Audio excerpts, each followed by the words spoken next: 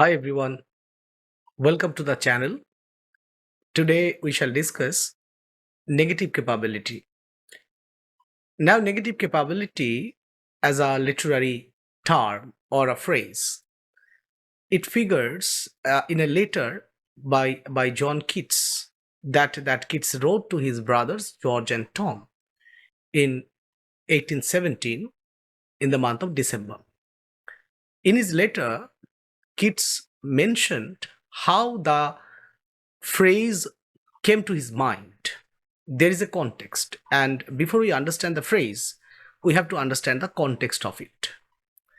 Keats had visited a Christmas pantomime in the month of December in 1817 with his friends Charles Dilke and Charles Brown, and they were returning from that.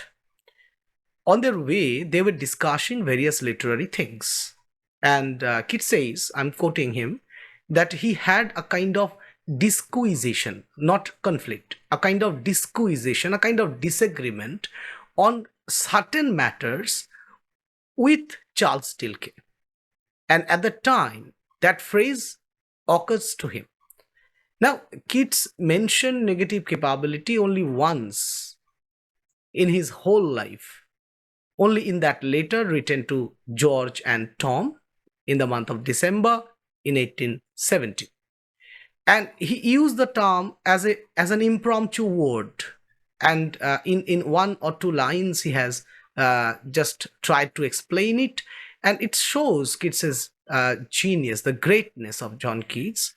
That he did not give any introduction, he did not dwell upon the phrase, and did not use page after page to detail what he believes. Rather, he is very indifferently explaining the term. Now, I'm writing a portion of Keats's letter. He says that several things dovetailed in my mind, and at once it struck me what quality went to form a man of achievement, especially in literature, and which Shakespeare possessed so enormously. He mentioned the name of Shakespeare here. And he said that a man of achievement possesses a distinct quality. Now, what that quality is? Next line, I mean negative capability. That is, when a man is capable of being in uncertainties, mysteries, doubts, without any irritable reaching after fact and reason. That much. He just used one line and a half line to explain the term negative capability. Now, what negative capability is? According to Keats, it is an ability to dwell in uncertainties. But what does he mean by uncertainties here? What does he mean by mysteries here? To understand that, I must mention the name of Coleridge here and Hazlitt as well, because according to many thinkers, Keats was probably inspired by Hazlitt's idea of the gusto. According to Keats, a man of achievement possesses the quality that he calls negative capability. Now, in that phrase, negative capability, the word negative is not a derogatory word. Rather, it's used in a positive sense. Keats suggests that there is no ultimate fact in this world. There is no ultimate reality in our life. Rather, there are multiple points of views. For example, say today you may say that this is wrong, but tomorrow the same you may say no, it is right. So what is wrong, what is right, what is good to me may be bad to someone, what is moral to me may be immoral to someone. So you see, there are only perspectives. So you cannot conclude at the end of the day that this is this. There is no single fact is existing all around us. Therefore, it is not possible to reach a single formula of life. Now, the whole gamut of Keatsian aesthetics rests on the idea of negative capability. Keats personally believed that something that is beautiful is true. Something that is beautiful is true. And he uses the term verisimilitude in his letter to George and Tom.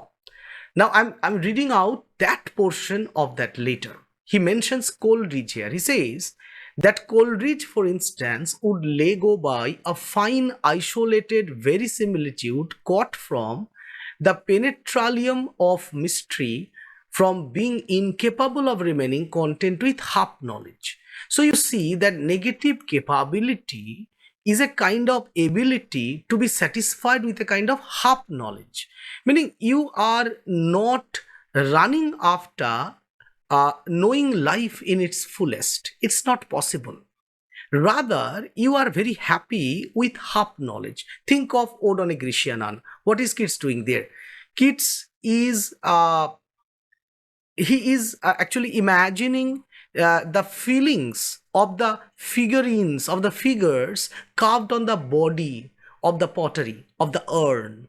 For example, happy, happy lovers. You remember, he says that, lover, you are very happy because you and your mistress will never grow old, but you can never kiss her, winning, you can never kiss her, you can never win her. Winning near the goal, that phrase is used, winning near the goal. That means you are always near the goal, but you can never touch the goal. You can never touch her, you can never kiss her. You are eternally fixed in motion, in the world of fixity. The world of flux is the world of mortality. The world of fixity is the world of eternity, and the two worlds are mutually exclusive, but both the worlds are real, both the worlds are true in their own sense. Meaning, the nightingale's world and the real world, both the two worlds exist side by side. They exist side by side by their own means, by their own virtues, by their own power. Okay, Coleridge, in his letter, he criticizes Coleridge because Coleridge wanted a single philosophical truth, a single reality. He always hankered after that. So according to Keats, if Coleridge let go by his search for the one reality, he can do well, he can do better. If he be satisfied with the verisimilitude of truth and beauty. Now I'm giving another example from Keats himself. In a letter, Keats gives the example of the bee and the flower. He says that the bee hovers over the flowers. It flies from one flower to another flower in search of honey. It doesn't know whether it will get the honey or not, but it just hovers over the flowers in search of honey. And the flowers, they wait. They wait silently for the bee. They do not know whether the bee will sit on them, suck their honey, help them to regenerate themselves. But they wait. They wait eternally and silently for the bee to come and suck their honey. This humility, this ability to surrender yourself to the beauty, your ability to remain humble to your life, is called negative capability by John Keats, and according to him, Shakespeare possessed it enormously. Because when you have that negative capability, you can easily annihilate your own individualities. For example, there are multiple examples in John Keats as well. Keats had the habit of thinking of annihilating himself, his own individuality, and thinking himself to be another object, to be another being. For example, he says that sometimes I wonder, to see a billiard board, I wonder how the balls are happy thinking of their roundness. From his windows, he used to watch the sparrows, and his mind flew out of the windows being a sparrow. He could easily annihilate himself and impersonate himself into others.